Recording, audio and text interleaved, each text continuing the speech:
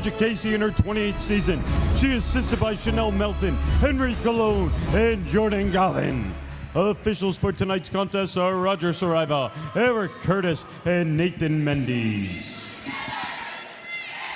The Bears and the Owls getting ready for tip-off. The Bears got the better of them in Westfield. Last time they matched up just about a month ago. Currently 8-1 in the MASCAC are the Bears, 5-3 are the Owls.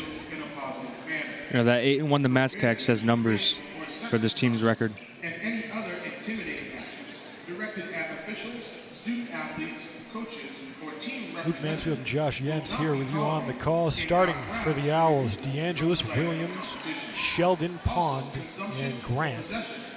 For the Bears, the usual five: Grassi, Piche, Demores, Burchhardt, and Cleveland. Yeah, this is a powerful starting five, too, for the Bears. They can up the score pretty quick.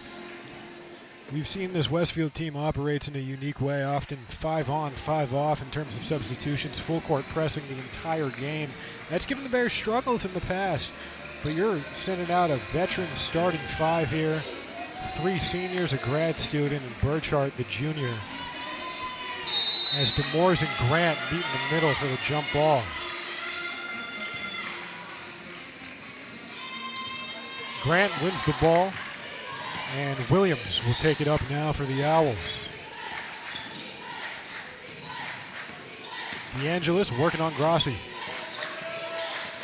Now to Williams, she has some space, drives in, spin move on Cleveland off the glass. Tavi Williams off to a hot start. You see that full court press coming out right now, but DeAngelis loses the ball out of bounds.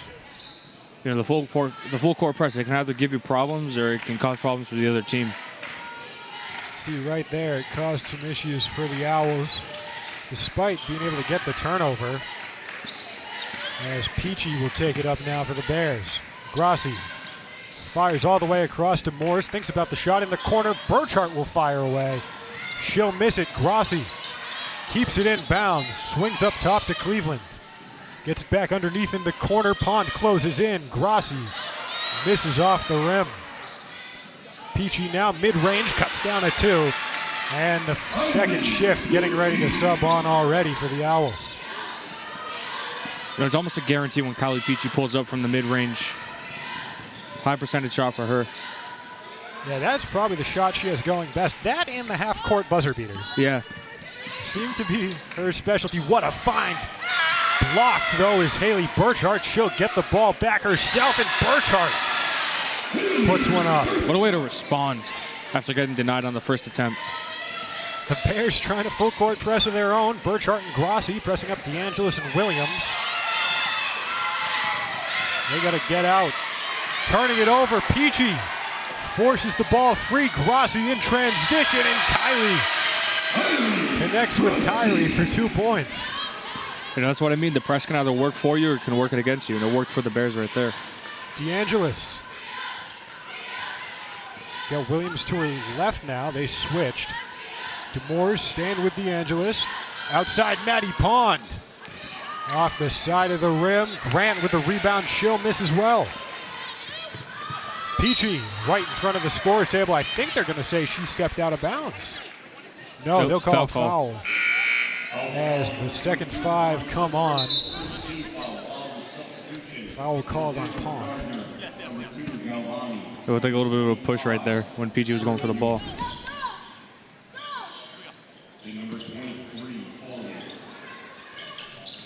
Jess Gardner subs on, along with Caroline Golvani, Olivia Hadla, Kayleen Foley, and Morgan Berthiaume.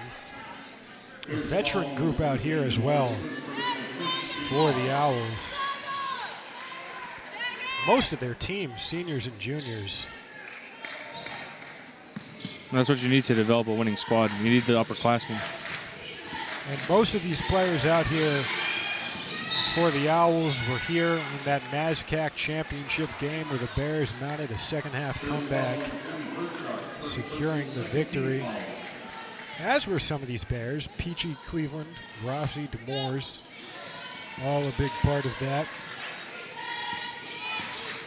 Demores with a clutch basket that cut the Owls' lead to 1 amidst the comeback as Hadla goes all the way across Berthiaume in the corner. Gardner.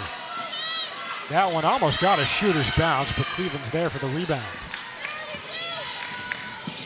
Piche out to Demores. Now underneath, Jess has it again. Bounces it over to Cleveland, can't get the shot to drop. Ball is rebounded there by Kayleen Foley. Hadla working in transition. Underhanded layup by Olivia Hadla in the first shift, getting ready to sub back on. Olivia Hadla with the second basket for the Owls so far. Piche almost runs right into Galvani. Grassi fires away. And she's got another, the first hit from 3 for either team. That's just a great shot. She isn't fazed by the closeout defender. Berthiaume stays with the ball. Looked like Grassi had her hand on it for a second. Hadla's all alone. Piche closed in just in time. Grant out to Foley, who missed it. And the Bears come up with the rebound. Piche working on Hadla, shovels over to Cleveland, gets the ball right back. Now it's Foley and Hadla double teaming Piche. In the corner, Burchhardt will try again from that spot, and she gets it to drop this time. Kylee Burchhardt, the junior transfer out of Schenectady by way of Utica, knocks down her first shot of the game. Burchhardt, good feed. Piche somehow gets that pass off, and fouled is Kylie Grassi.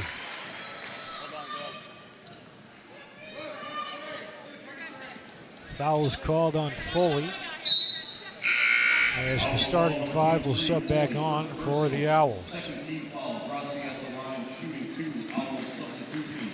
Number 3, 22, number 5, number 33, number 21. So it's DeAngelis, Sheldon, Grant, Pond, or I'm sorry, Gardner, no, Grant, Pond, and Williams.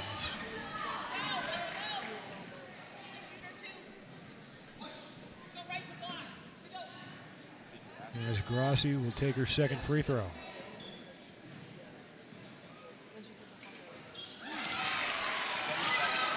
(13-9) now, Bears lead. Westfield trying to get back in this one. Grassi almost breaks up the pass from Grant to Williams. Williams over to Pond and a quick pass to DeAngelis. Sheldon, lefty floater, misses, got her own rebound, but missed again. Westfield State has just been unable to get those underneath the basket buckets. As Williams breaks one up, they were looking for Mairead Gallagher, who just subbed on for the Bears. She came in to replace Jess Demores. As that one sails Heads over up. the head of Maddie Pond into the bleachers. Pond jumped up for that one, and even then the pass was too high.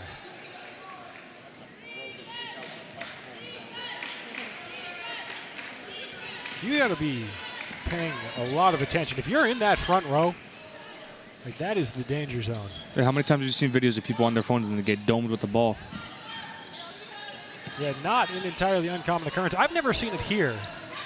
As Gallagher all alone misses. And Pond able to come up with it for the Owls. Great feed to Grant. Grant muzzles her way through the paint.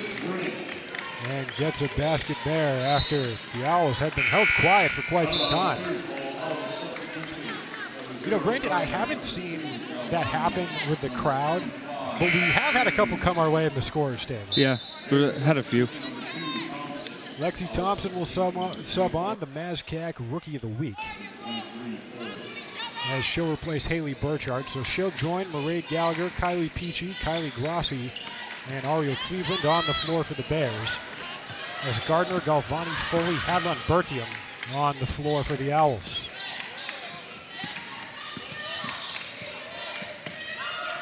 Grassi, great pass to Thompson. She struggles with it though. And now she'll get it to Gallagher, who finds Grassi for a long 2. In and out goes Grassi, rebounded by Galvani. Berthiaume in the corner all alone is Hadla. And Thompson, what a job to get that rebound over Jess Gardner.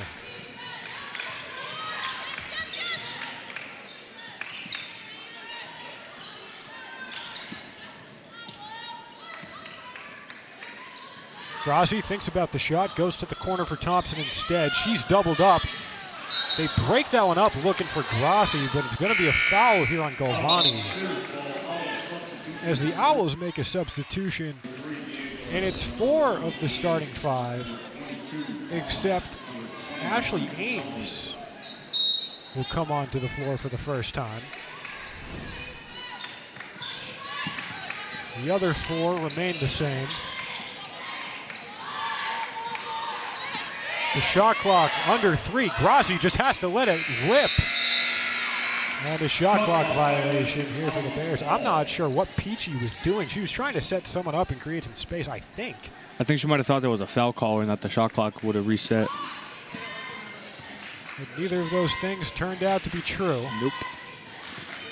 As Grassi was just forced to let it fly, and it's not a shot you can blame her at all. As Pond will try to get the first 3 for the Owls. She'll miss that off the front of the rim. Piche keeps that in bounds, and there's a foul here.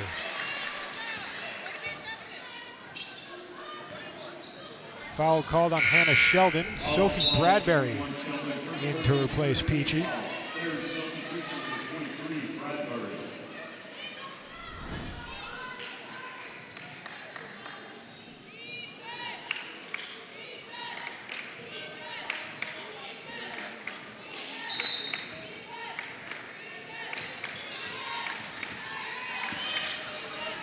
Thompson lobs one from Mairead Gallagher, but even high for the 5'10 junior transfer from Roger Williams.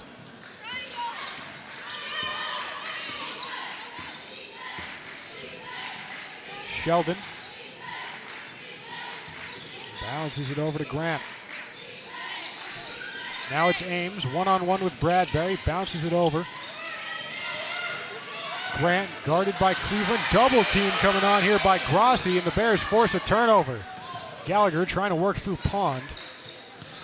And the Bears able to get the ball down to the other side. Grassi thinks about the shot, doubled up. Great ball movement here by the Bears, but they're going to have to get a shot off eventually as we're coming within 10, and Grassi's fouled. Foul here is called on Sophia DeAngelis, the sophomore out of Braintree. We get a replay here.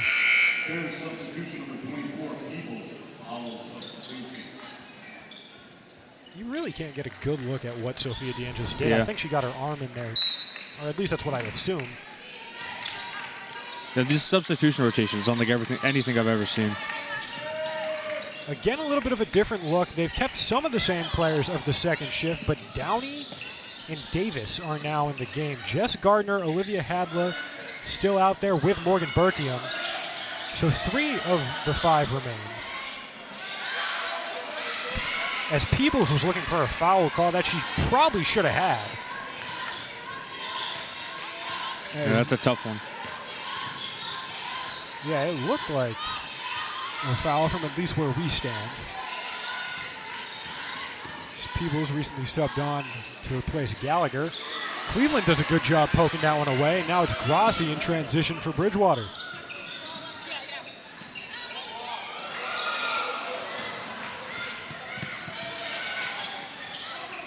Thompson out to Grassi all alone.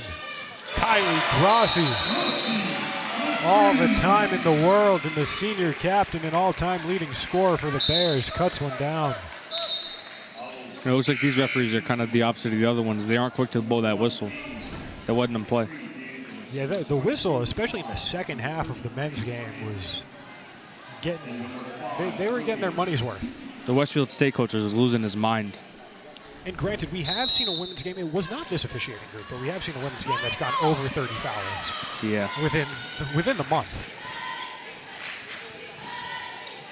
Hope we don't get another one of those ever. And if you think I've ever complained about fouls on a broadcast before, you should have seen that. As Williams goes underneath, she was looking for Grant, but the Bears break it up. DeAngelis got a hand on it. The Owls eventually able to get the ball back. Foul is called here. And it's on Lexi Thompson. Bears foul number 2, Thompson. First personal. That's her first.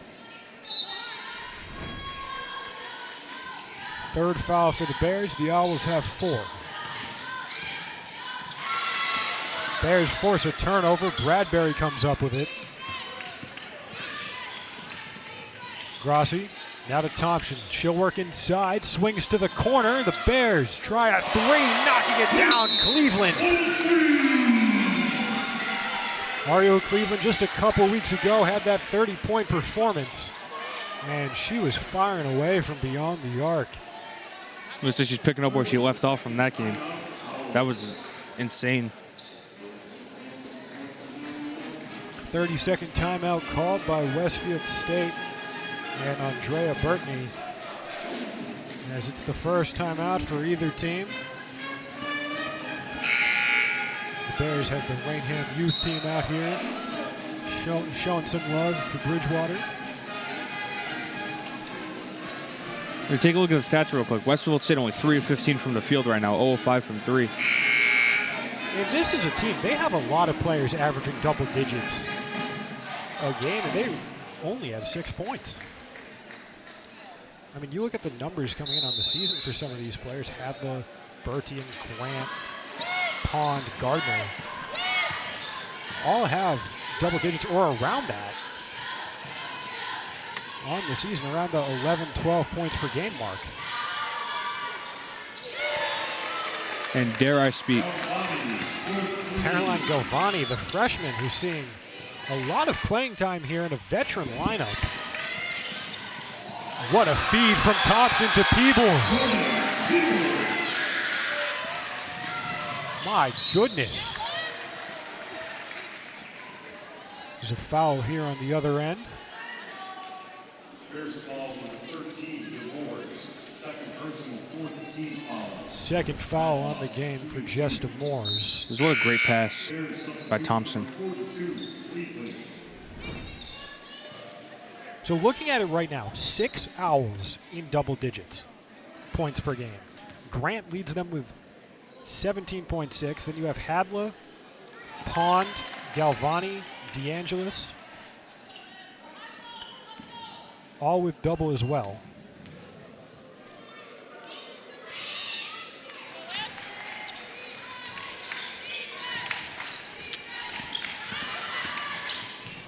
Thompson goes to Bradbury, thinks about the shot, works inside, bounce pass, finds Peebles. Peebles has Berthiaume all over her. Cleveland has to fire. And it's a shot clock violation here for the Bears as Bradbury was sent to the ground pretty hard. Could have called a foul on that, too. Yeah, they didn't.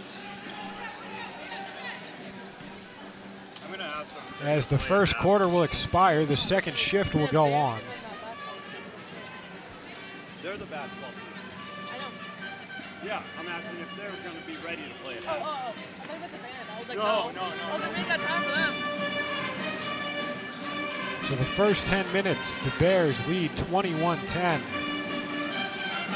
As it has been all Bears since the start of this game. And again, this is a Westfield team the Bears have struggled with in years past. So obviously this year, they got a pretty commanding win in Westfield, but we've seen them have their struggles, and maybe a part of their success thus far today and through the season is just the experience you have in the lineup now. Yeah, when you get all those seniors and obviously the junior, that's a lot of experience in that starting 5. Not to mention the people they can bring up off the bench, too.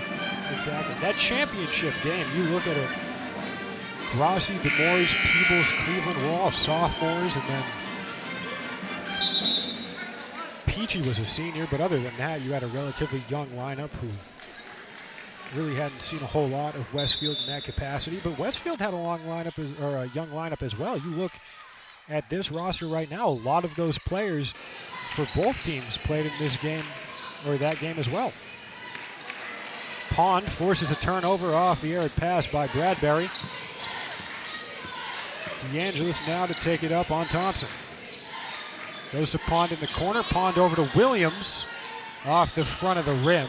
Rebounded by Peebles. Thompson With a tough pass there for Cleveland, who misses Peebles. And it's going to be Owls' ball. It's like a bit of a miscommunication there. Bears 8 of 18 from the field. Owls 4 of 17. Each team 1 for 2 from the charity stripe. Hannah Sheldon now with the ball. Up top, Grant working in on Cleveland. And Jordan Grant in and out. As Piche will sub back on for the Bears. And the Owls will send on a fresh 5.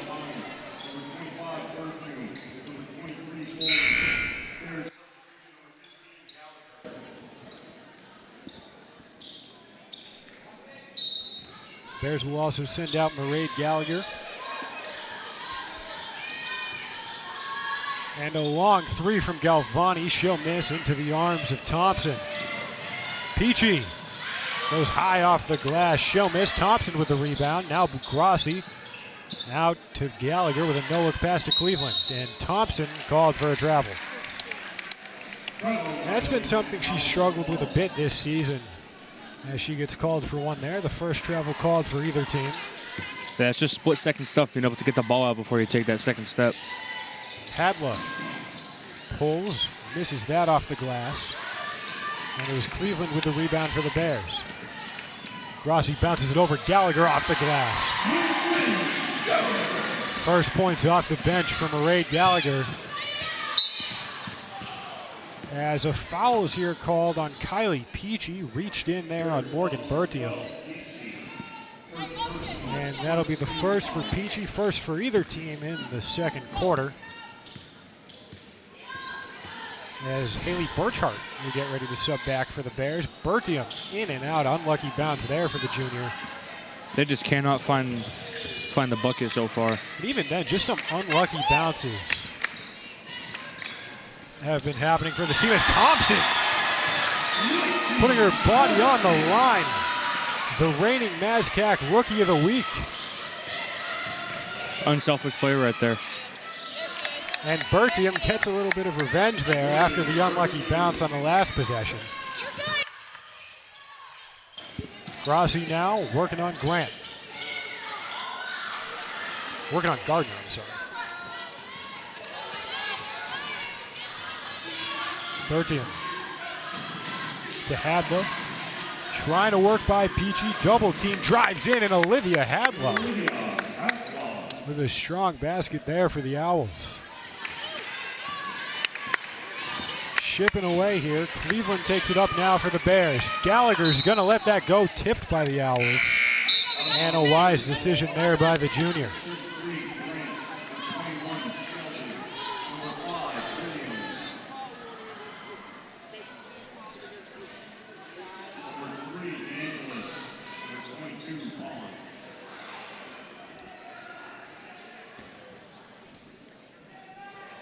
Gallagher to inbound from the sideline right in front of the Owls bench. Pond guarding her as she'll get it off to Piche. Piche calling for a screen. Faked out Sheldon with the call. Passed off to Gallagher. Gallagher shows off the footwork and drives straight to the basket. Just a beautiful move, being able to drive to the rim like that. Hannah Sheldon answers right back. It's like Westfield starting to find their rhythm a little bit now. They're starting to get the shots to fall. Gallagher all alone. Ball bounces in and out of her hands. And it goes out of bounds as Chloe Azoff will sub on to replace Kylie Grassi. It'll be Williams to throw. And Azoff is somebody we've seen get an uptick in minutes after during that home game against Fitchburg. She came in and scored 14 off the bench. You know, that's good to see from the freshmen. That gives you hope for the future. Yeah, especially like we said early in this broadcast, you're losing 4 starters, 6 players in total. The only starter you're retaining is Haley Burchhardt, and you'll get your first and second options off the bench and Gallagher and Bradbury back as well. And you'd assume they move into a starting role, and Thompson will be back too. So you'd assume those 3 probably join Burchhardt in the starting lineup, but there's going to be a lot of holes to fill on this Bears team going into next season, as is the case with this Owls team. as Gallagher unsuccessfully attempted to draw the charge. Close. Yeah, if her feet were set a second earlier, then I think that's no doubt she draws it. But I definitely don't disagree with that call. Yeah. Agree with you on that one. As Sheldon is at the line now, and this is going to be a rare time you don't see 5-on-5 off for Westfield because they have to let Hannah Sheldon shoot her free throws. Yeah. The 5-on-5 subs has just been, I don't know. I've never seen anything like it in basketball before. Indiana ran that back in the day, but has since gone back to normal basketball strategies. As Burchhardt gets fouled.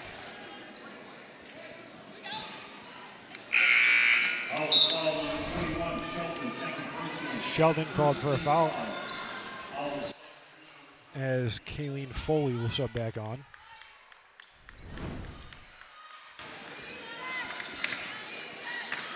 The Owls 6 seniors of their own, so they're going to be losing 6 players as well. And all of them we've seen get into this game. Chloe Azar. It's a beautiful step-back bucket right there. Want to talk about almost getting hit with balls? Turn the monitor off. Oh, there it is.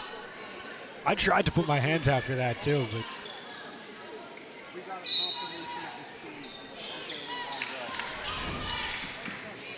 Cleveland tries the long ball, not going to go. Rebounded by Foley. Hadla double teamed by Azoff and Piche. Has to get it away. Finds Gardner. They're going to get Burchhardt here for a foul. As it's Haley's first. There's just a little bit of contact on the way up. Yeah, another no-doubter on the call.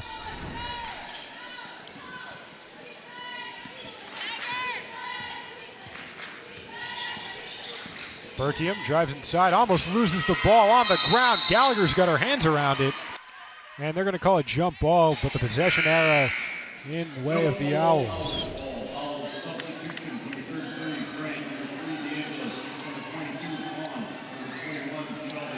Again, the substitutions on here for the Owls.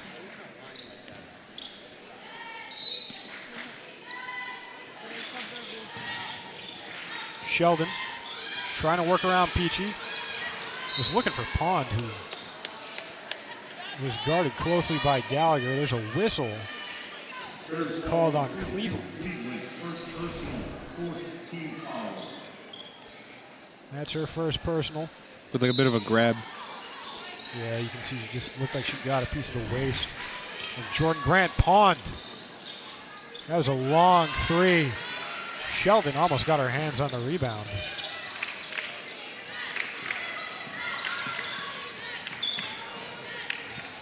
Burchhardt now to Gallagher. Some tight defense again from the Owls. Azoff tries the long ball again. I thought that was about to go in. Just didn't take the right bounce. I'm surprised that hit the top of the backboard. Yeah, I think if it hits the shot clock, maybe. They're going to call a foul here on Sophia DeAngelis. Yeah, I thought for sure. Get another look at it right here. Right here. It's close. That might have hit the shot clock. Maybe. I was looking at the ref to see if he'd blow the whistle. And then I thought Azoff got the luckiest bounce of probably her entire basketball career. But Lorraine Gallagher through contact with Hannah Sheldon draped all over her. Gallagher has 6. DeAngelis gets the ball stolen away by Piche and Burchhardt. The Bears in transition. Azoff throws it a little bit too high. And jump ball is called.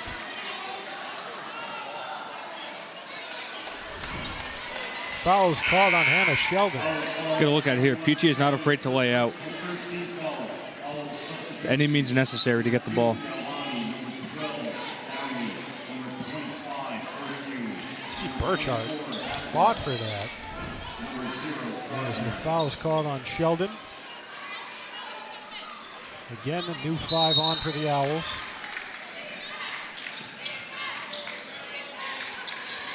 Cleveland looking for a pass, finds Grassi. She'll take one from 3, and Kylie Grassi has another one. A hard fall to the ground from Morgan Berthiaume. Fouls called here on Piche. That was another close one.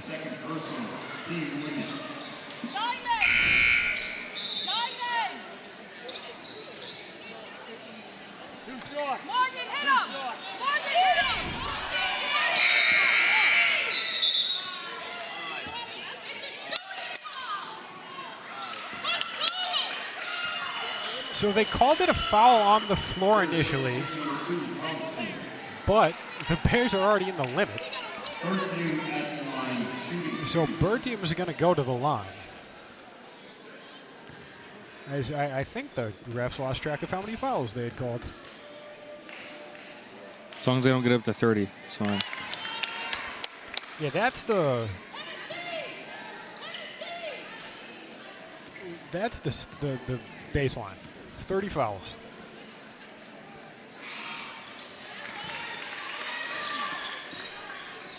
.4:11 remaining in the half. 35-18, Bears lead. Thompson taking the ball up for Bridgewater, driving by herself into the corner for Burchhardt. Up top, Cleveland. She'll let one fly. She misses. That one out of bounds. This Azoff was the last to touch it. A wise move there by Jess Gardner to let that one go.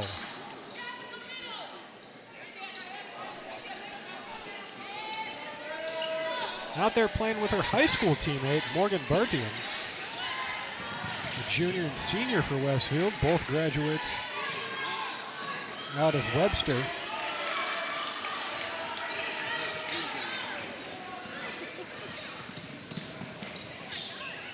Azoff goes into the corner for Grassi. They wanted a traveling call, and they'll get a traveling call, but maybe a little bit later than they should have.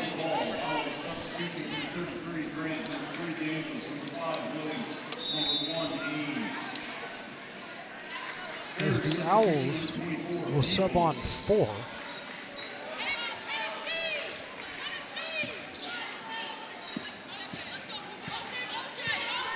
Or no, they'll sub on 5.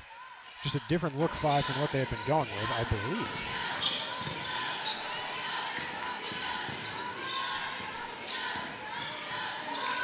DeAngelis misses off the rim. Bears trying to get back. They've been quiet for a little bit. And Chloe Azoff there with the feed from Burchhardt. That's a perfect representation right there, how you beat the press. Williams was looking for a pass. I'm not sure they were ready. And that one's going to go out. Last touch by Azoff.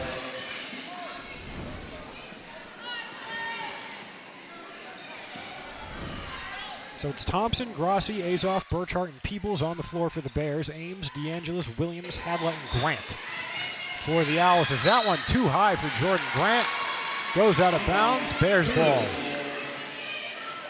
And again, there have been a couple passes for both teams that have just been too high for these players to get. Maddie Pond will check in now, and she'll replace Ashley Ames. So a 1-for-1 substitution.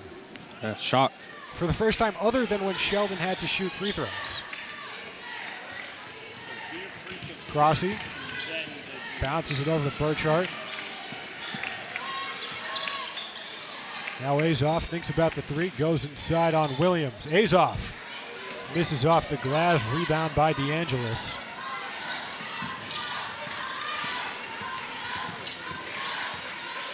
They have Hadla set up in that right corner for a 3. And blocked is DeAngelis, but they wanted a foul. They're not going to get one. They're subbing off 4 players. Maddie Pond, the only one who will stay out.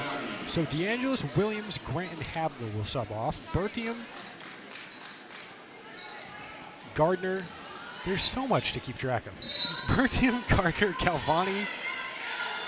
And I didn't even see who the other one was. Downey will sub on.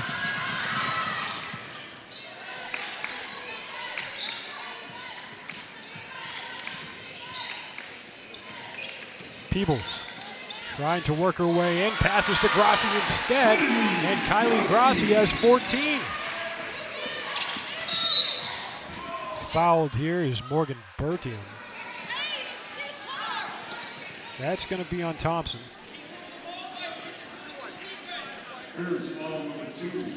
One thing I'd like to point out real quick, too, is the Bears 11 points off of turnovers compared to Westfield State 0. It's definitely a big difference maker so far here. Emily Quinn and Jordan Grant going to sub on. They'll replace Lexi Thompson and Kaylee Downing. First time we've seen Quinn on the floor for the Bears, the sophomore. Saw a decent amount of playing time last year off the bench as a freshman. And now making her first appearance in this crucial MASCAC game to close out the season. Berthiaume almost got a good bounce there, but that one will miss. As she's to the line for her second trip. And she'll cash that one in. DeAngelis will sub into the game now. She'll replace Berthiaume and join Gardner, Galvani, Pond, and Grant.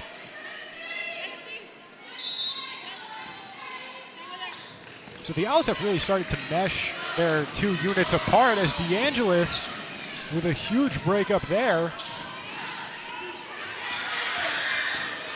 Pond now with the ball working on Burchhardt. Burchhardt able to knock it away. It's a bit of a ball don't lie moment. The Bears bench wanted a travel or an out of bounds call, one of the two. Burchhardt to Azoff. Azoff, that is a travel call if I've ever seen one. Yeah. But we'll let him play. Swatted Kylie Grassi, and the ball's out of bounds. She carried that like Derrick Henry. 2 arms on the ball. He was expecting a stiff arm. She turned on secure ball carrying. Even though that doesn't work and they need to fix that, but It doesn't, and they do. But carrying it like a power back. And it, wow. a double dribble. How many times do we see that? Not often. I feel double dribbles are far and few between. As Azoff is going to sub off, Bradbury will sub back on. Quinn to inbound. And double teamed is Burchhardt. She gets the pass off to Quinn. Grassi inside for Peebles. Out up top, Quinn. She has a lot of space to work with. Misses off the side of the glass. Jordan Peebles right there on the second effort. Jordan Peebles has the highest scoring percentage, highest field goal percentage for anyone on this Bears team just because of how much she scores in the paint. Her and Mairead Gallagher, the top two on this Bears team. There's just so much scoring they do within the red on this court. They have people that can score from everywhere, and those people are very good at scoring from where they can score. Yeah, I think that's part of this team's success is the versatility and the deep scoring you have. Because obviously you've got a player like Kylie Grassi who you know is probably going to give you 20 a night. But then you have everybody else who can give you double digits any given day as well. And it's not always going to be the top couple scorers for the Bears. You know, we saw a game where Grassi took a backseat to Cleveland. We've seen games where Azoff was in their top highest scorers. So it's really a different person leading the stat sheet every night for the most part. Grassi doing it tonight with 14. As 10 seconds left to go, shot clock's off. Gardner underneath for Grant. She loses it, diving for it, takes down Grassi. And there's a whistle. And Like she might have got Grassi's shaken still up. down. Ooh, looked like that knee. First personal, fourth team foul. Her teammates slowly help her up. She's walking, but she is in some pain. It looked like she got caught on that knee when the Westfield State player landed into her. They'll sub in Gallagher to replace. And Hadla will come on now for the Owls.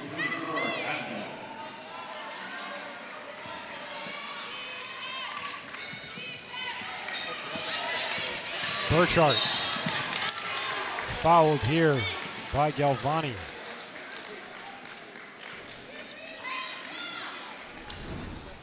Grassi over on the trainer's table getting checked out by the Bears medical staff. Hope that's nothing serious, but it took her a while to get up. The good news is she wasn't walking with too much of a limp and was able to walk off herself. But just not what you want to see. Especially right before the MASCAC tournament, too. At that end, like again, we always say these players got class tomorrow. Yeah. Like, so that's just unfortunate. All the best to Kylie Grassi. Hopefully that isn't the last we see of her today. As that'll do it for the first half of action. 43-19. Bears have been all over the Owls. We'll be back with you here on BTV in just a little bit.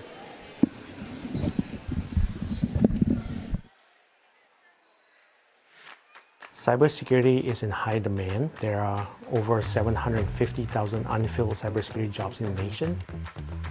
The cyber range is incredible. You just don't see resources like this at other universities. This level of personal interaction allows our faculty mentor to really provide the kind of guidance that students will need when they work on live fire exercises, hands-on experiences, projects. I'm confident that Bridgewater State University is setting me up for careers in cybersecurity. If you want a career in cybersecurity, come to Bridgewater State University. That's really the place to be. Let's go Bears! Every touchdown. Touchdown! And Bridgewater State adds to their lead. Every dunk. There for the putback. Oh, man.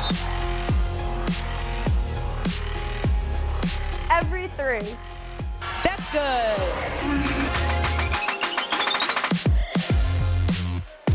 Every home run. The left center, and that's a 2-run homer.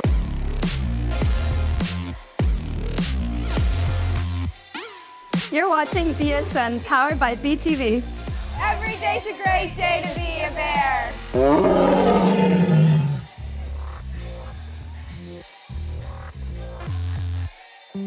Why did I choose Bridgewater?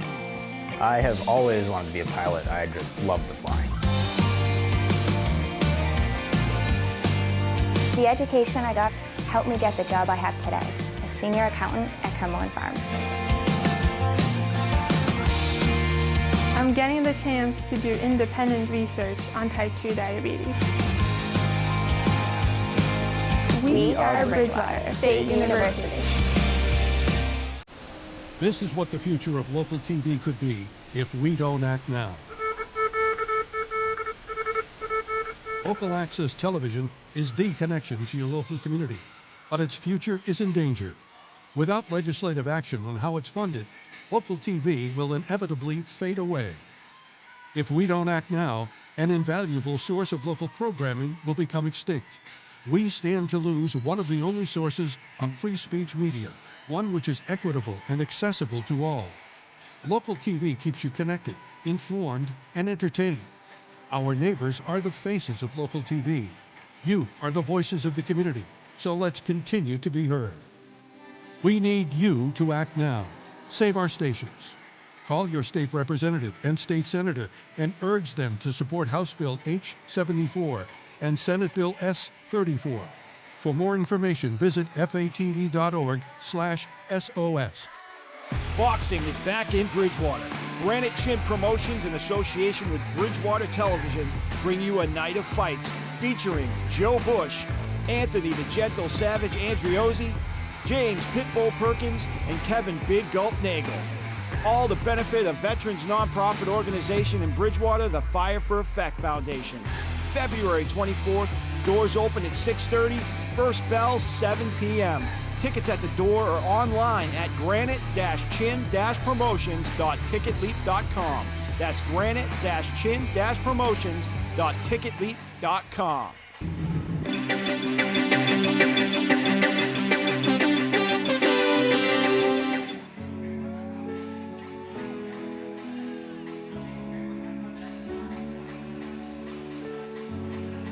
There have been many members of this corporation who have served voluntarily and spent many hours of their personal time to work toward creating a local network with varied programs to serve the community of Bridgewater. The BTV Access Corporation over the years has provided a platform for many individuals to express their creative ideas and different programs of interest to this community.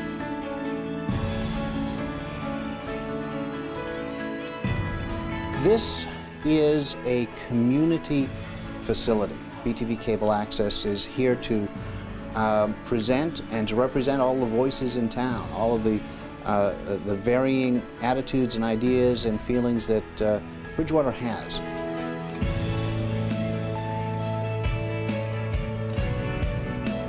In 5, 4, 3, 2.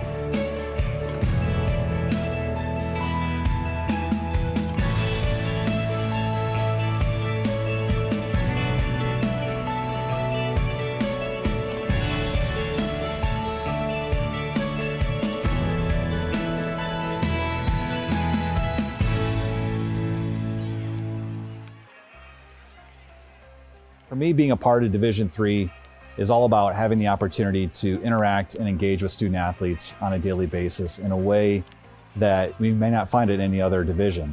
It's an opportunity to listen, to engage, to hear the needs and wants of our student athletes and their goals, both on the fields and in the classroom, and having that unique opportunity to be a part of that growth for them and continue to watch them succeed on a daily basis. As a division, we've grown a great deal on the national stage in our competition, of our affiliations, our relationships with emerging sports. So it's a good time to be in Division III and a better time in front of us. The way I've really seen Division III grow is in the coverage of our student athletes. That would not be possible without the amazing staffs of our sports information directors and our directors of communications at all of our schools, in the conference office, and at the NCAA level. It's really allowed us to tell our story in a way that I don't think we previously did tell our story. We've encountered a lot of different changes over the last 10 to 15 years, and the administration and the leadership in Division III athletics has had the ability to listen and to make the appropriate steps to continue to support our student athletes on a daily basis, while still being able to hold true to who we are and our core beliefs of what Division III is all about. I think the level of competition and athleticism of our student athletes, the professionalism and care from our coaching staff, the level of resources available to our student athletes, not the least of which is our sports performance folks, our sports medicine staff, have all increased dramatically in my 10 years as a ADR. I think equally important, the NCAA has strengthened its financial commitment to having an enhanced championship experience and also becoming a more thoughtful, a more diverse, and a more inclusive association. To me, the future of Division III athletics still looks very strong, mostly because we in Division III understand who we are, we know what our values are, and no matter what the changes are that come down the road, we stay true to that. People are going to see Division III as the home for the real, true student-athlete experience. We're going to still have opportunities to take part in a multitude of sports. You're still going to have the opportunity to get a great academic degree. You're going to have access to study abroad and everything else the general population has access to. And you're not going to be streamlined into having to prioritize athletics. While I think we may see some changes coming in intercollegiate athletics overall, I remain very confident in our ability to offer our student athletes the opportunity to play their sport that they've worked so hard at in conjunction with their overall academic experience at their institution.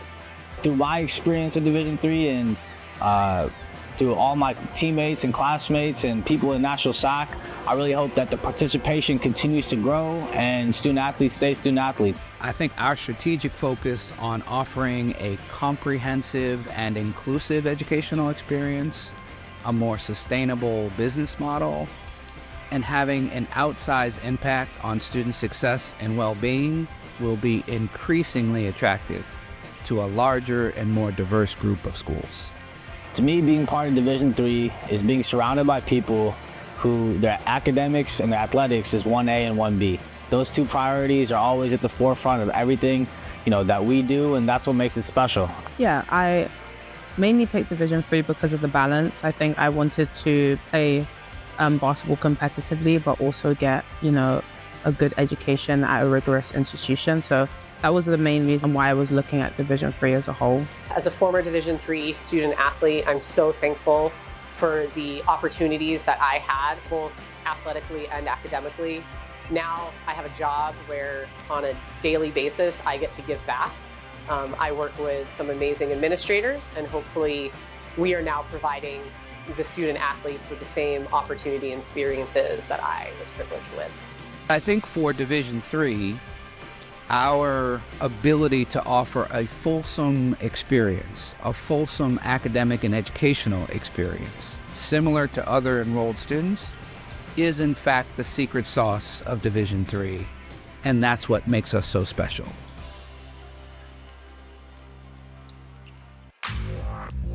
Let's go Bears! Every touchdown. Touchdown! And Bridgewater State adds to their lead. Every dunk. There for the putback. Oh, man. Every three. That's good.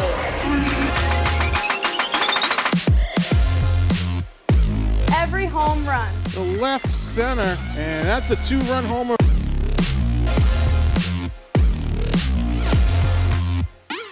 You're watching BSN, powered by BTV. Every day's a great day to be a Bear.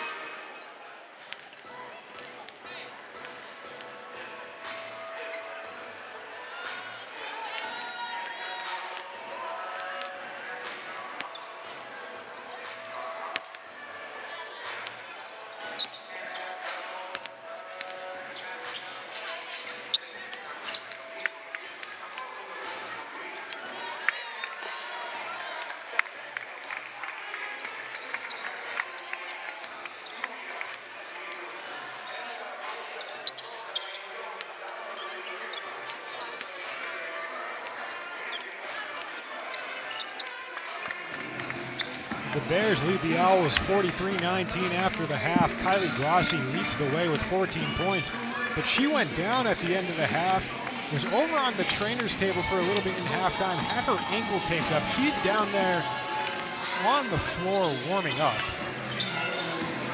Well, I can't see her right now. I did just see her. She's behind Jess DeMoores, but she's down there warming up. So it looks like she's good to go. A scary moment there for the Bears to close things out.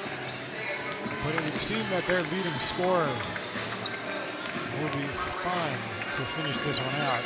It'll be interesting to see, Josh, with this kind of lead, how much we're going to see Kylie Grassi. Yeah, honestly, in my opinion, I say don't let her play the second half. Unless Westfield closes the score by a lot. But for now, they have a huge lead. So, I mean, if Westfield brings you within 15 or 12, I'd send her back out. I don't think you start the quarter with her on. I agree. There's no point in risking worsening the injury. In MASCAC tournaments next week, your leading scorer, you don't want to risk injuring her further or losing her for a prolonged amount of time. You have the lead here. It's, we've seen bigger comebacks, but it's a solid lead. And if you can just maintain that, there's no reason you should put Kylie Grassi at risk and back on the floor. Let's see what the call is there. See, I don't know if it was that leg right there, but she kind of been lifting her left foot off the ground. I think it was the left one.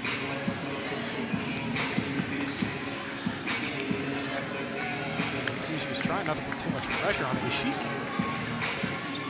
No. Yes. She's on the floor to start things off. It's the starting 5 back out there for both teams. And Grassi's out there jumping around, warming up. I walked by at halftime. She was on the scores table, the trainer's table. By the time I came back, Grassi just got up, almost jumped off, and walked into the locker room to talk it over with her fellow captains and teammates during the break. That's a good sign. My initial reaction, I thought it was the knee. Yeah, I thought it looked bad in the moment, for sure, because Grant kind of fell on top of her. And then to add to that, it just took her a second to get up. So in the moment, it definitely seemingly looked a lot worse than it was. As she'll miss that one as it rattles around the rim, out of bounds. Down, it'll be Bears ball. You look at these minute splits for Westfield. So many players with a lot of minutes. As just Morris knocks down a 3. You got DeAngelis with 11, Pond, Grant, Gardner with 11 as well. You got Hadla and Galvani with 10, and then a handful of players with 7, Berthiaume with 9. There's a lot of players getting playing time as Piche's sent to the ground and fouled. Second unit coming on now for the Owls.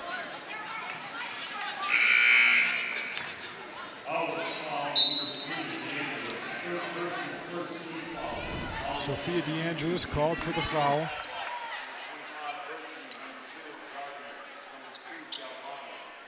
As Piche heads to the line for her first trip. She's got 2 points on the game. To go along with 2 rebounds, 3 assists. She makes her first.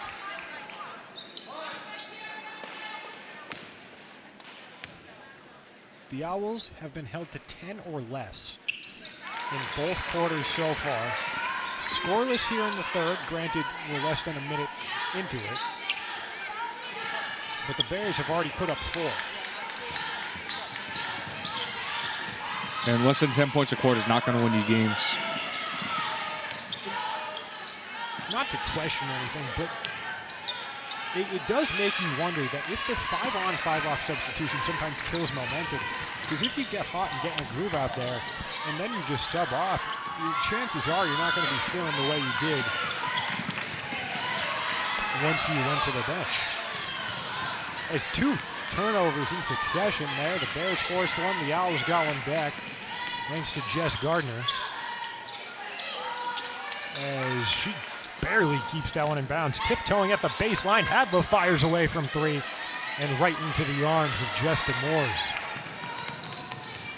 Piche gets it to Burchhardt. Burchhardt over to DeMoores. She'll try a long 2, and DeMoores cuts one down. Was held quiet in the first half, but Jess has 5 points in half number 2.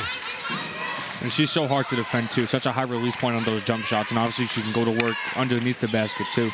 Good calls from the Owls as Berthiaume had a defender creeping up behind her.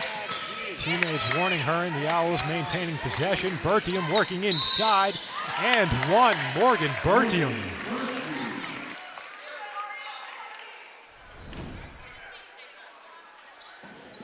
They're going to work on Piche, and then like they called it on Cleveland.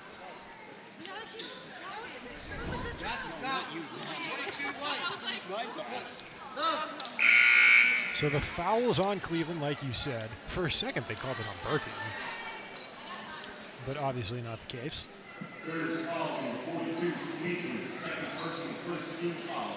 As that's the second foul for Ariel Cleveland. So DeAngelis will stay off as Berthiaume shoots the free throw.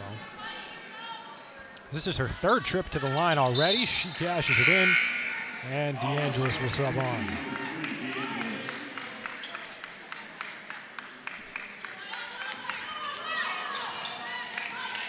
Grassi fires over to Piche. Piche floats that one for Demores. Jess all alone, misses off the rim, and it's picked up off the ground by Sheldon. That's one of those ones that you wish you're going to get back. Grant runs right into Burchhardt, drawing the charge and taking a hard hit to the ground. It's a good heads-up discipline play by Burchhardt to be able to draw the charge.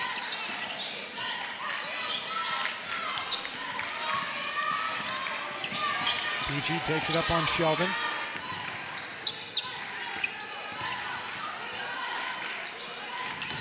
Pass over for Grassi. Had to rush over to get it. Bounce pass to Demores underneath for Cleveland. What a feed from Jess Demores. It's just a great sequence of passes. Great ball movement. One thing this team excels at. Sheldon misses the long ball. Rebound grabbed by Pond behind the back. Maddie Pond.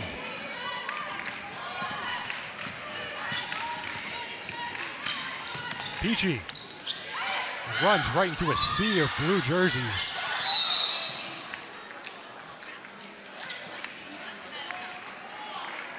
Timeout called by Bridget Casey, a wise use of the Bears' first timeout. It's going to be a full timeout for the Bears. Oh no, 30 seconds. I thought the announcer was a full. You can see the Bears just barely got away with possession. Yeah, that was a smart call. It just avoids like the jump ball call. 52-24, Bears lead. 9 points in the second half already for the Bears. 5 of those have come by Jess Demores. The senior center from Feeding Hills has gotten off to a hot start in the third quarter. So it's Gardner, Galvani, Davis, Hadla, and Berthiaume on the floor now for the Owls. Bears still going with the starting 5. Grassi tries the long ball. She'll miss. Piche there to recover. Out up top, missed the hands of Demores, but found Cleveland. Cleveland off the quick pass from Burchhardt. Demores will try a 3. She'll miss. Burchhardt knocks the ball around. Gardner keeps it in. I think Hadla might have gotten her hands on that, which is why Gardner made that effort. Now she'll try a 3. Unlucky bounce there for Jess Gardner. There's a foul on the floor.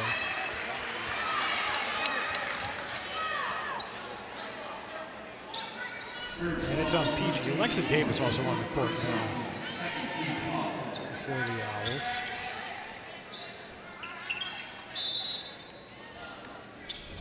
That's another foul for Kylee Piche. She has, I believe, 3. Oh no, they called that one on Demores. Gallagher getting ready to sub back on for Bridgewater. Burchhardt over to Grassi. Grassi inside Demores. Underneath for Cleveland. Stays with it. And absolutely swarmed by the Owls. Cleveland loses it. Berthiaume in transition. Tries to float one in. And Morgan Berthiaume. Just fundamental basketball right there. And a beautiful shot from Berthiaume.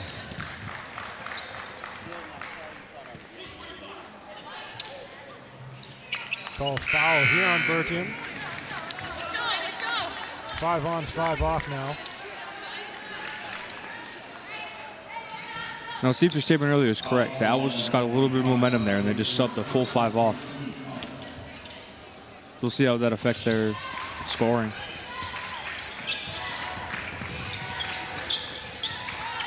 This is the starting unit for the Owls, but it's not more of starting and who's not. It's more of a momentum thing. It seems like the Owls maintain that momentum as Pond gets the ball off the takeaway, but not able to find Grant underneath.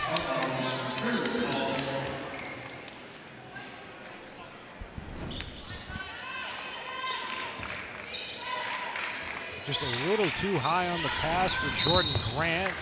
And we have a foul here on the other end.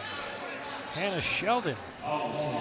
She's got to be careful because that's her fourth. They're actually going to go ahead and send in Caroline Govani right now.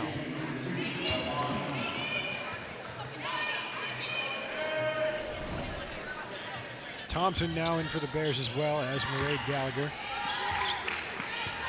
It's Burchhardt into Moores, who subbed off. The Moores in a little bit of foul trouble with 3. As Thompson pickpocketed by Jordan Grant. Williams lost the ball. Pond was right there to recover. She bounced it over to Galvani, who knocks down a mid-range jumper. Pond gets her hand on that one. And another turnover forced here by the Owls. The second by Maddie Pond in the last couple of possessions. Williams fouled on her way to the basket, and she'll go to the line. Ariel Cleveland, the guilty party, as Hadla will sub on, as will Berthiaume. Off will go DeAngelis and Galvani. Jessica Gardner getting ready to sub on, but she's going in for Williams, so she'll have to wait a little. As Tavi Williams is at the charity stripe for the first time. She's got 2 points and scored them fairly early into the game. She's been quiet since. She'll miss her first.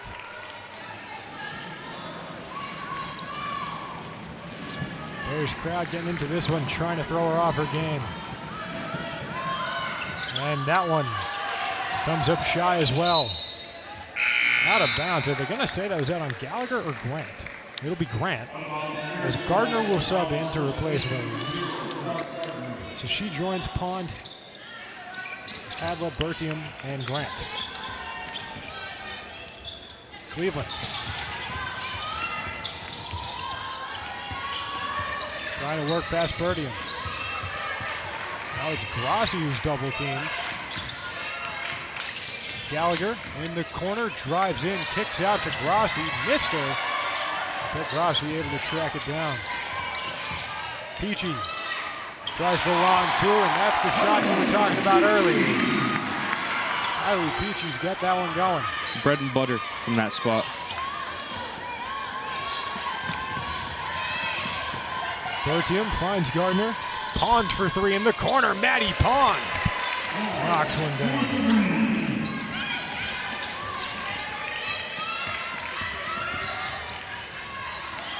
Thompson. Timeout. 30 seconds. Called by Bridget Casey. The smart timeout call. Avoid the travel call. Westfield coach wanted a travel call.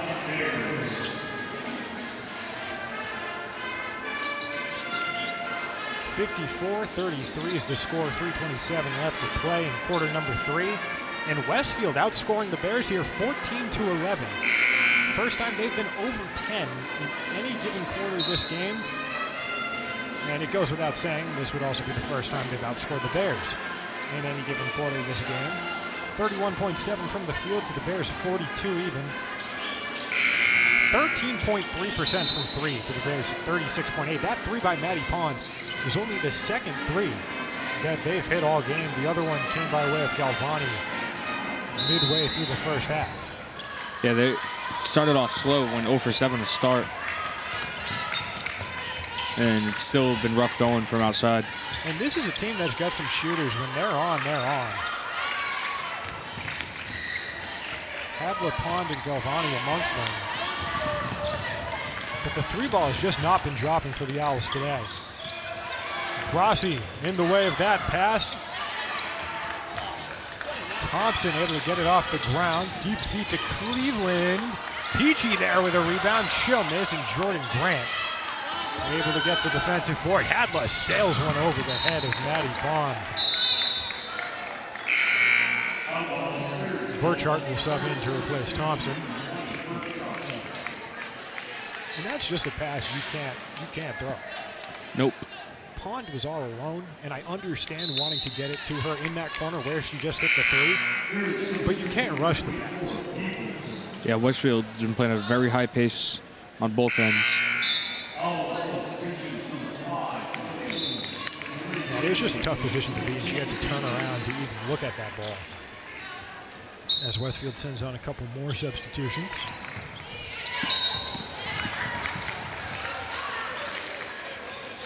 And are they going to call a foul on Hadla? I think so.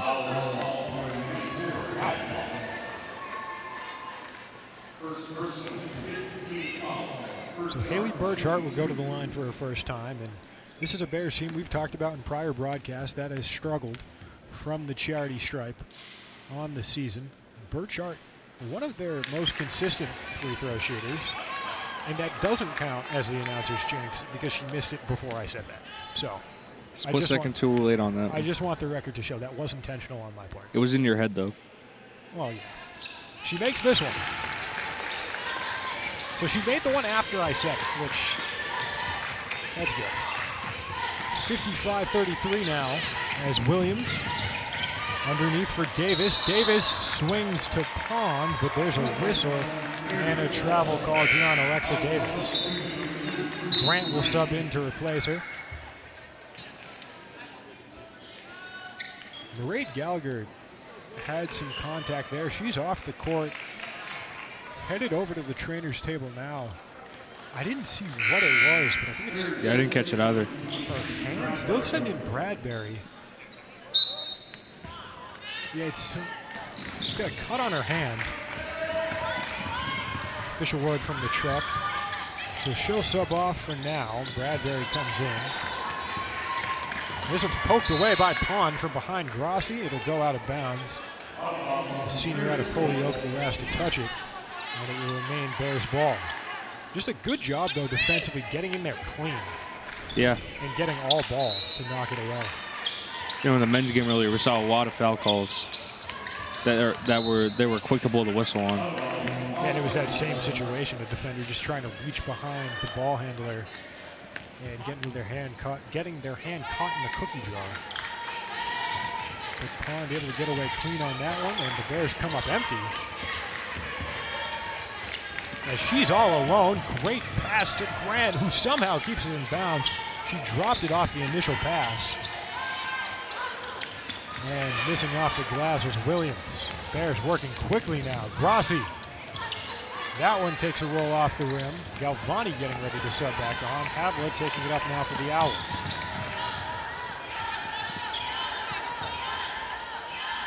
Pond underneath. Misses off the backboard. Burchhardt. Correct myself, it wasn't Pond who shot it. She was the one who passed it underneath. As the Bears get a basket on the other end. Grassi has 16.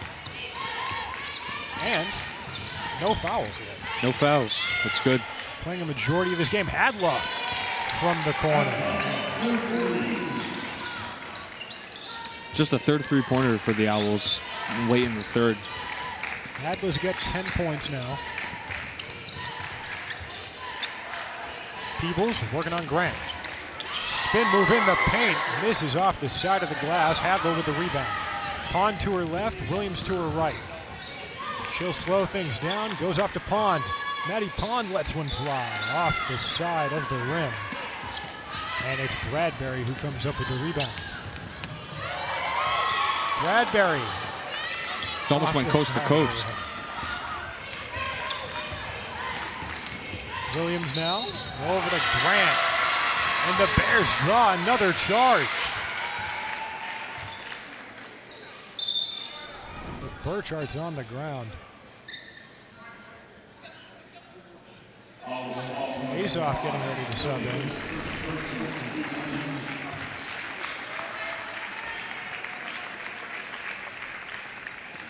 And now Burchhardt will go to the trainer's table. It's a lot of action from the trainer today. She's not ideal at all. Nope. Gallagher's already there, and now Burchardt's going to join her. It's Quinn will sub on. They subbed on Azoff. Azoff will stay in the game. Quinn. Who did Quinn come on for? Bradbury? Yes. Yes. Now the Bears are confusing me with substitutions. Grassi. Into the corner now. Azoff loses it out of bounds, but it's going to be last touch by Williams. So the Bears will maintain possession here with 15 on the shot clock and 24.6 on the game clock. Bears have maintained a steady 20-plus point lead since coming back from the half. As there's a whistle here. Now they're going to get a foul on Williams. I said that like it was both a question and a fact. But it is. It is a question and a fact. Yeah, you know, it was both. I was confused. I'm not sure what the call was for there. I think they said she reached over on the inbound. I don't know. Couldn't tell.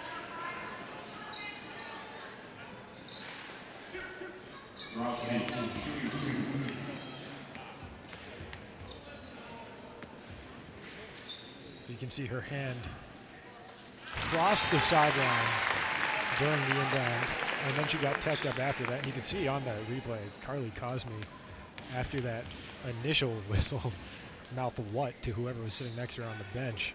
I think she was a little confused, as were we, to what happened as Grassi sinks them both. 18 points on the game for Kylie Grassi. 3 of 4 from the charity stripe.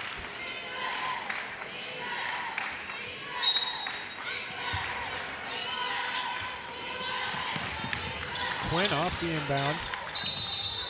Now to Grassi, and there's another whistle. What could it possibly be this time? What's our total number at? I think, was that a clock problem? I think that was. They're just going to redo the inbound, so it wasn't a foul. But it looked like they held up the player's number. We're at 29, which again, not even close to being the worst we've ever seen.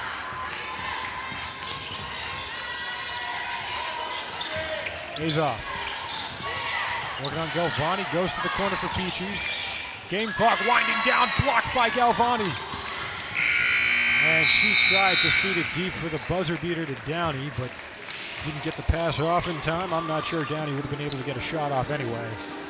As that'll do it for the third quarter, 59-36. Bears still lead, 10 minutes of basketball left to play. And the Bears really got off to a hot start and didn't let up off the gas since. Yeah, Westfield was able to produce a little bit more than they have in the first half. But still, the Bears just able to keep their foot on the gas. They outscored the Bears 17-16. It was the first time the Bears were held to less than 20, and the first time the Owls were above 10 in any given quarter thus far. But there's a lot of work to do for Westfield if they want to get back. And there were some promising signs. You know, they had struggled from beyond the arc for the most part of this game. They're 3 of 17, but 2 of those 3 makes came from Pond and Hadla in the third quarter. So things have started to look up, relatively speaking, for the Owls. Those just saw a lot less substitutions than what we saw in the first half. Yeah, a lot more rigidness with who was on the court.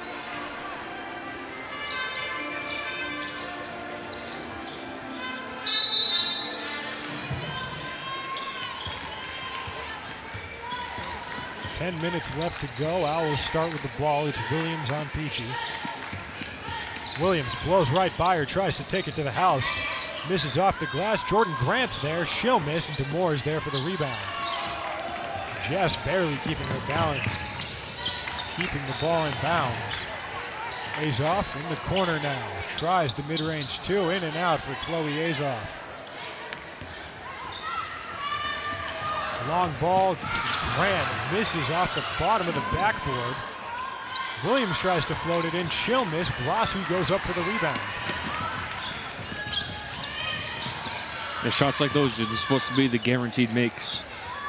Hadla getting ready to sub on the lone substitution. Never mind. Pond getting ready to sub on as well.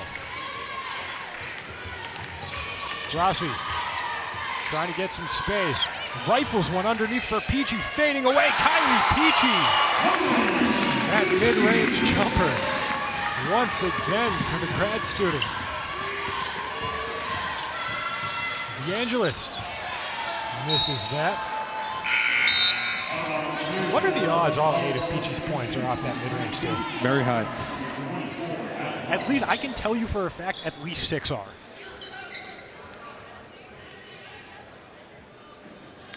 Six are, 2 of them from free throws. So every shot she's made from the field. Yes.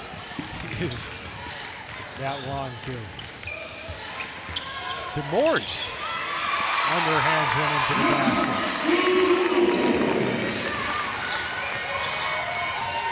Williams now taking it up for the Owls. Pond and Hadla have now subbed on, and Piche's called for a foul. Kylee Piche's got 3.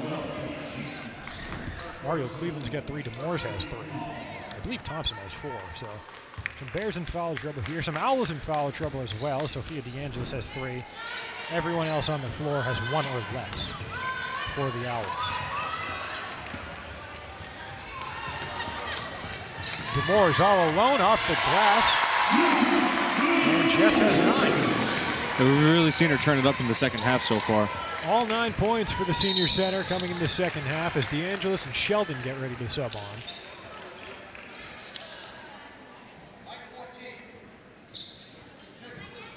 We call foul here on Chloe Azoff, as it'll be Williams and Downey who sub off. Olivia Hadla to the line now for 2.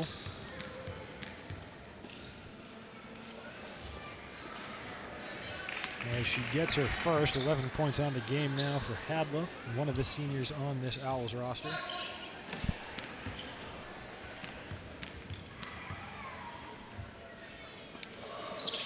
And she'll miss her second. Cleveland goes up to the board. Pond defending her closely, but Cleveland gets the pass off to DeMoores. DeMoores unable to corral it, a little bit too high again. We've seen passes flying everywhere today. It's been both teams.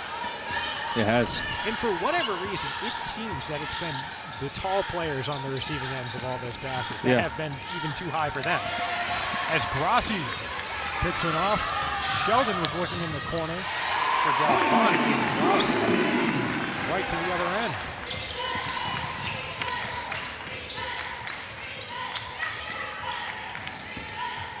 Hadla floats in.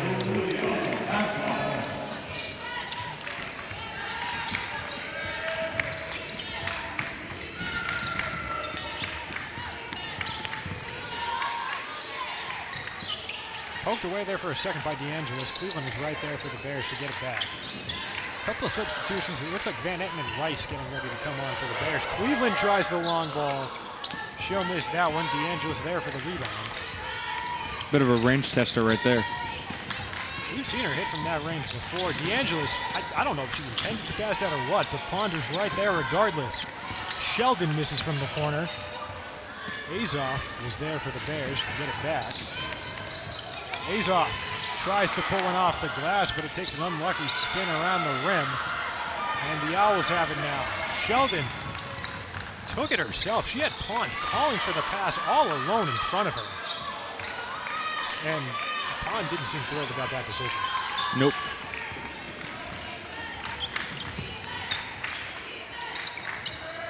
Azoff misses that one. DeMoores there for the rebound.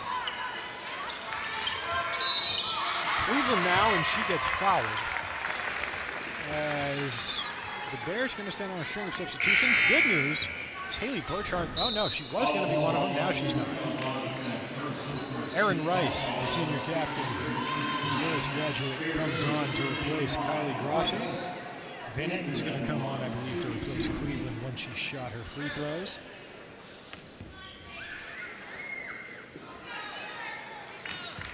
Five points on the game for Ariel Cleveland.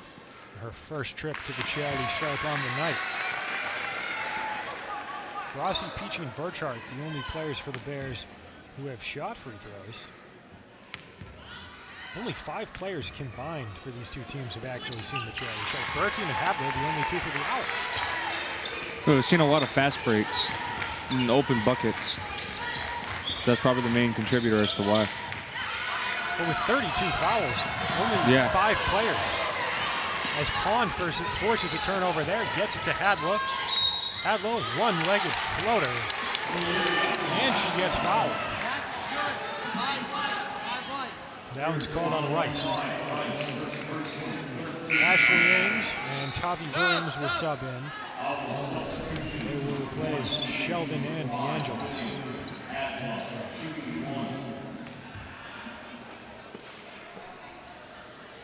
There's a replay of that turnover forced by Pond. She's had quite a few of those in this second half.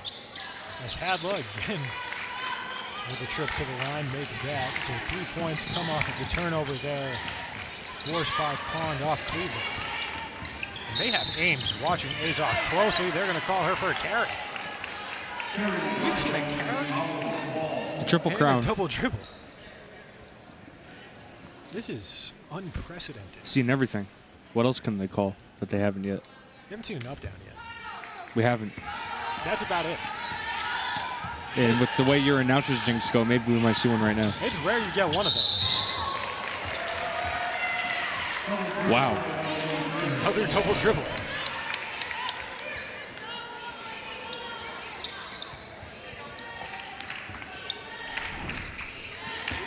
Piche taking the ball up now for the Bears. Gets it over to the Moors. Up top, Azov. Azov can't find an outlet. Barely gets it off to Cleveland. Piche now to Azov. She'll try the long ball, and Chloe Azov gets one to fall. The freshman hits from 3. This game, if it continued on the trajectory it has for the Bears, would be their 9th win in conference play. They'd move the Owls to 5-4 with the MASCAC tournament looming next weekend. And Erin Rice off the bench as her first of the game. Another one of those players leaving after this year. Leaving some holes there on the Bears roster like we talked about earlier. As Grant fouled here by DeMoores. And that's the 4th for Jess.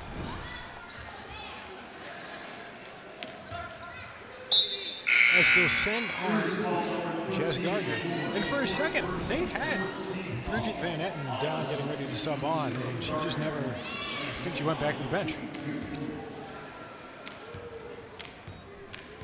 Grassi's going to sub back in now. I'm very surprised they're playing her with this sort of lead. Me too. I'm surprised they're playing any of the starters. Yeah, that is surprising. To have 3 starters on the floor and one about to sub on is a little bit surprising. A little bit. Up by more than 30. Less than 5 left in the 4th. They do sub out one starter for another. But regardless, I mean, obviously, I don't think you're going to put Burchhardt or Gallagher back in just because Burchhardt took that hard fall, got the wind knocked out of her on that charge, and then Gallagher has that cut on her hand. So you don't want to irritate that anymore, but you still have a deep bench of players who have seen real in-game time. You're also not going to throw Thompson in with the amount of fouls she has. But regardless, you still got Peebles and a deep bench to work with. Though the one thing I'll say is you are getting your starters more experience against a team you are going to see at the top of the MASCAC. That is true. Like if the bracket shakes out the way it probably will, these two teams are meeting again.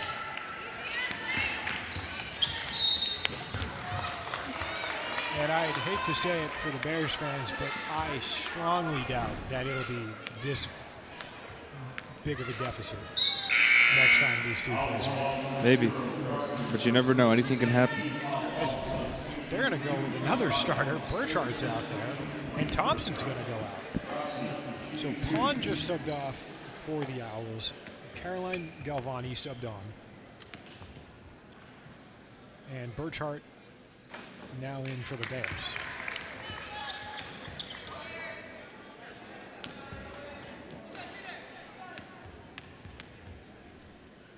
I believe Thompson's going to sub on for Grassi, just because they're yet to throw her in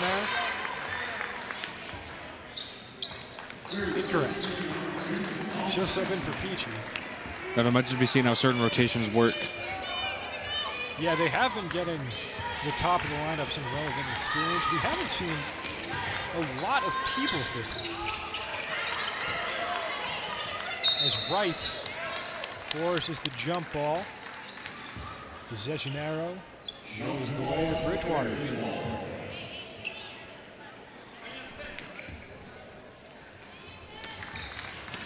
Burchhardt now gets it to Thompson. Thompson taking it up on Galvani. Double teamed out up top to Burchhardt.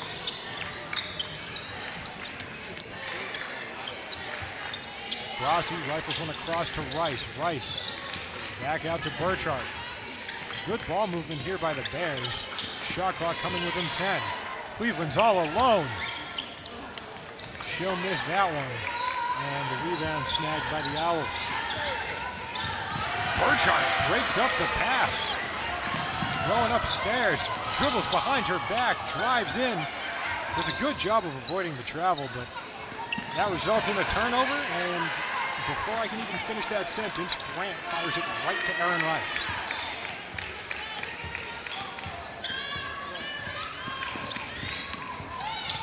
Burchardt's all alone from three.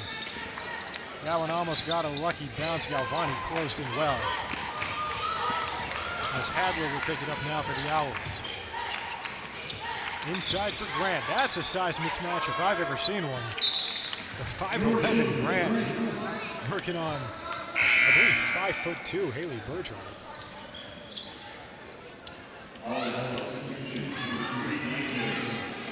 .4" Haley Burchhardt. Still a 7-inch height difference. Peebles will sub on now. So get a little bit of height back in there. Burchhardt, though, she's, one of the shortest players on the court at most any given time. But the amount of rebounds she'll still get you is absolutely absurd. We've seen her finish with 8+ rebounds multiple times this year at 5'4". It's just the right place, right time, knowing where the ball's going to go, and just having that ball knowledge. Yeah, it does help. She's got up, so she can jump. We saw it there when she broke up that pass. As the Bears call a full timeout. Grassi leads the way in this one with 21. Hadla has 16. Berthiaume with 10. To Morris, the second highest score for the Bears with 9. Kylee Piche getting close there to a double-double with 8 points, 9 boards. It's been a strong performance this game for this Bears team. Against, like we said earlier, a team that in all likelihood you're going to see again next week. Yeah. If things shake out, like I said, the way they probably will, this is not the last time the Bears and Owls will face off. I think that's probably why we're seeing the top of the lineup, outside of Gallagher, who got hurt, play so much late in this game despite the lead. Because I'd say on any other given game, we'd be, at the end of the bench. Yeah. I feel like they're just testing the water, seeing who works and what. And Erin Rice has been somebody who's been getting a lot of playing time today. A very good defensive guard, one of the captains of this Bears team, alongside Piche, Cleveland, and Grassi. Four-year player for the Bears, graduate from Millis.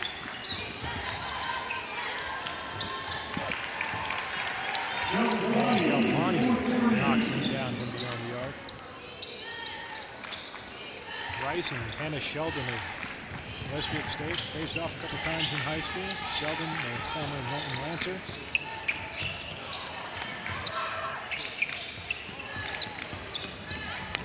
Into the been playing basketball in Norton for quite some time. Thompson. There, Norton is not a town known for producing basketball players. That's for sure. As Quinn will sub on to replace Grassi. She's someone we saw a little bit of earlier in this game. Has not come on in the second half until now. I believe we saw her come in when somebody got injured. I forget who it was.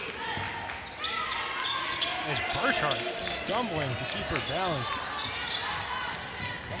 Able to throw Westfield off balance as well, as they're forced to another empty possession. So now a minute remaining. As the Bears will just look to eat as much clock as possible. Burchhardt has Galvani all over her. And Haley Burchhardt breaking out the do-it-yourself kit and driving straight to the basket. DeAngelis runs right into a wall. And it's going to be a foul here on Haley Burchhardt. DeAngelis would go to the line to shoot 2.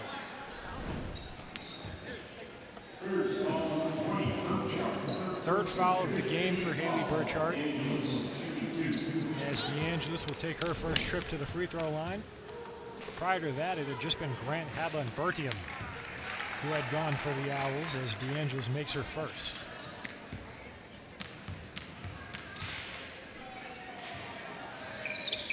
And she'll make them both. So DeAngelis 2 for 2 from the charity stripe. As we're coming within the final 30 seconds of the game. Burchhardt taking it up on Ashley Ames. A huge crossover there by Burchhardt. Are they going to get a push off on her?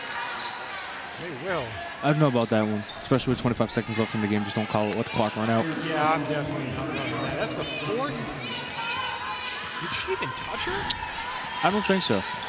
You could see Haley's reaction, but I don't even think she got a hand. And, you know, that's what you could call, Josh, a ball don't lie moment. I agree with you. As now we're within the final 10 seconds. Shot clock's off. Burchhardt just going to dribble this one out, and that'll do it. 81-52, Bears win. Kylie Grassi led the way with 21 points. 5 rebounds, 5 assists. Bears, 9-1 in the MASCAC. Snag a victory here to close things out in the regular season. They'll be back here late next week as the MASCAC tournament begins. Thank you guys for tuning in once again. It's been Luke Tinsley. I'm Josh Jens. Thanks for watching BSN here on BTV.